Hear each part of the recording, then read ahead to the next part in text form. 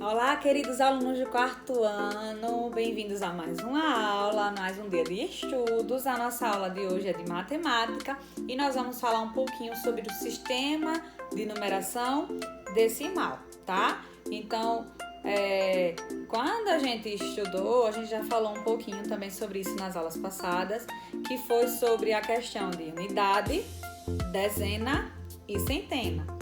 Só para a gente recordar, né, para poder sempre revisar, que é muito importante isso. Quando eu tenho uma unidade é porque é de 1, no caso. Então, se eu tenho 2 unidades, eu vou ter 2. Se eu tenho 3 unidades, eu vou ter 3, tá bom? Aí foi como a tia já falou. Se eu tiver 10 unidades, eu já passo para uma outra sigla, né, que eu vou chamar de dezena. Então, 10 unidades equivale, é igual a uma dezena, tá bom? Então, quando eu chegar no 9 unidades, o 10 já é uma dezena, tá bom? Aí, depois da dezena, nós temos, por exemplo, 2 dezenas vai dar 20, 3 dezenas vai dar 30, 4 dezenas vai dar 40. E se eu tiver 9 dezenas, vai dar 90, né? Aí, se eu tiver, no caso, 10 dezenas. Quando eu tenho 10 dezenas, eu já também começo a chamar de uma outra casinha, que vai ser a centena, tá bom? Então, 10 dezenas equivale a uma centena. Vamos recordar? Uma unidade, né, equivale a 1. 10 unidades equivale a uma dezena. E 10 dezenas equivale a uma centena. Muito bem. Então, esses quadrinhos, eles vão representar justamente isso. Quando tiver um quadrinho só, é uma unidade. Quando tiver 10 quadrinhos juntos, equivale a uma dezena. E quando tem esse maior, né, que são 100 quadrinhos, no caso, vai ser uma centena. Porque o que é uma centena, além de ser 10 dezenas? Uma centena significa que são 100 unidades. Então, 100 unidades formam uma centena, certo? Pronto. Aí agora o que é que vocês vão fazer na atividade?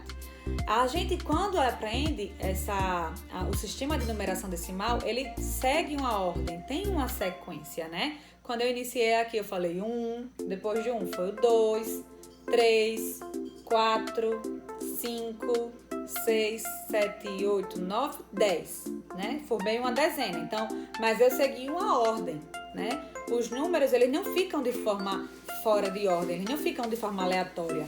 Eles têm que seguir essa ordem. Assim como depois da dezena vai ter 11, né? Que é uma dezena mais uma unidade, que forma 11, não é? Então, vocês vão agora poder também analisar através das imagens. Por exemplo, aqui eu tenho uma centena, né? 100 pecinhas, 100 unidades.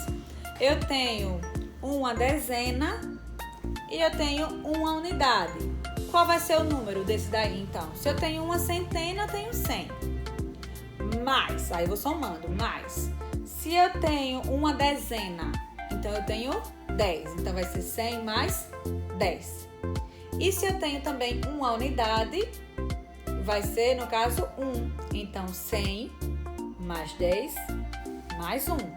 Aí, 100 mais 10 fica 110. E 110 mais 1 fica 111. Isso mesmo.